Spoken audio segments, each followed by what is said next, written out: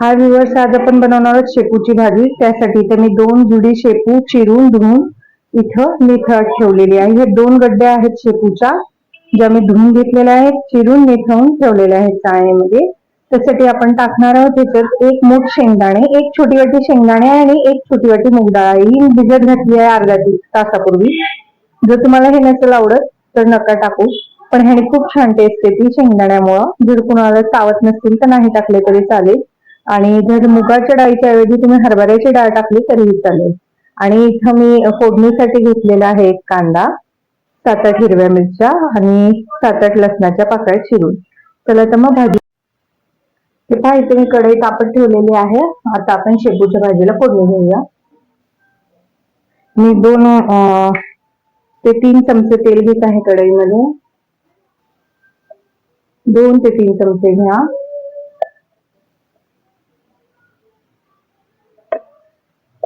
तेल तापलेलं आहे आपलं, तर आपण आता ह्याच्यात हिरवी मिरची, लसूण आणि कांदा टाकणार आहोत.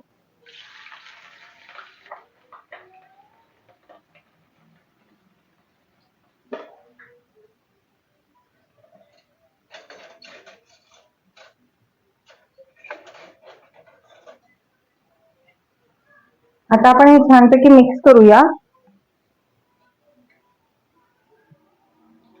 पहा, मिक्स करून घ्या. थोडासा आपल्याला लालसर करायचा आहे कांदा, जास्त नाही. थोडा लालसर करा आणि मग आपण त्याच्यात भाजी टाकणार आहोत निथळलेली.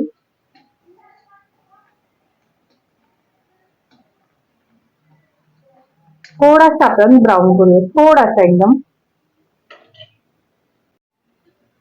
हे पहा, कांदा छान आपला लालसर झालेला आहे. आता आपण ह्याच्यामध्ये भाजी टाकूया. गॅसची फ्लेम मोठी ठेवायची आहे आपल्याला.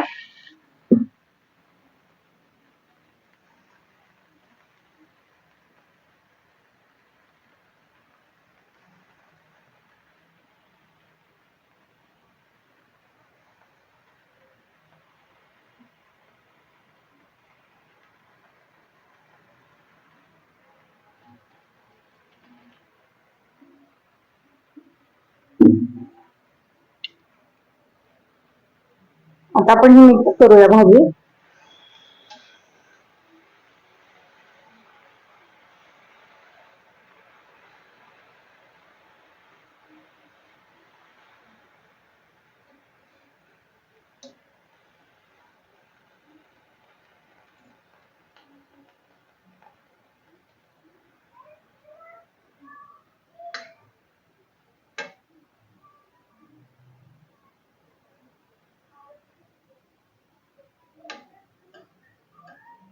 भाजी 2 मिनिटं परतणार आहोत आणि मगच मीठ टाकायचं आहे, नाहीतर खारट होते, कारण ही भाजी थोडीशी आता कमी होईल.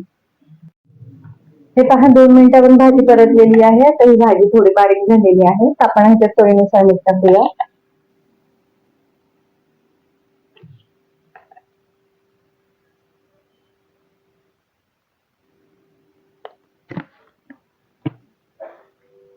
आता पण ह्याच्यामध्ये भिजवलेली शेंगदाणे डाळ टाकणार आहे. तुम्हाला आवडत असेल तुम्ही हरभऱ्याची डाळ टाकू शकता, तीही खूप छान लागते. पण हरभऱ्याच्या डाळीमुळे थोडंसं पचायला जड असते, तिखटही होतं. त्यामुळे मी इथं मुगाच्या डाळीचा वापर करत आहे. आता आपण हे व्यवस्थितपणे हलवूया. मिक्स करून घ्यायचं आहे पूर्ण भाजीमध्ये.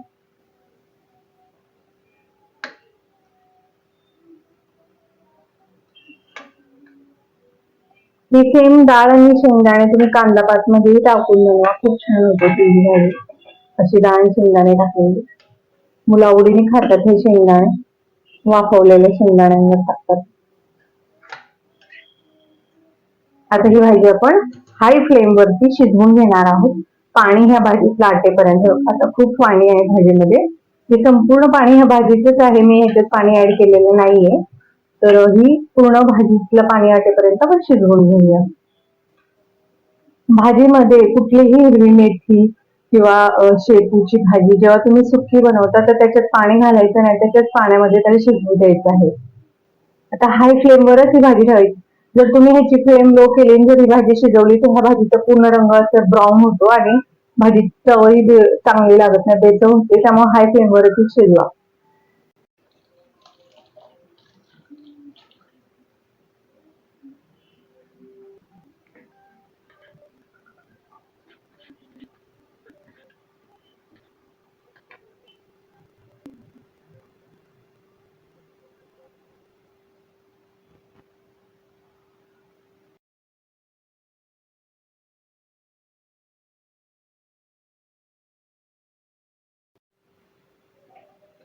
आता आपली शेपूची भाजी तयार आहे. शेपूच्या भाजीतलं पूर्णपणे पाणी आता आटलेलं आहे. पहा, अजिबात पाणी दिसत नाहीये. आपण गॅस बंद करूया. आपली शेपूची भाजी तयार आहे आणि बघा हाय फ्लेमवर शिजवल्यामुळे कलर हिरवागार राहिलेला आहे, अजिबात ब्राऊन झालेली नाहीये. त्याला आपण ही सर्व करून दाखवते मी तुम्हाला. शेपूची भाजी तयार आहे. ही पहा, आपली शेपूची गरमागरम भाजी तयार आहे. ही तुम्ही भाकरी सोबत किंवा चपाती सोबतही खाऊ शकता. माझी रेसिपी आवडल्यास माझ्या चॅनलला लाईक करा, सबस्क्राईब करा.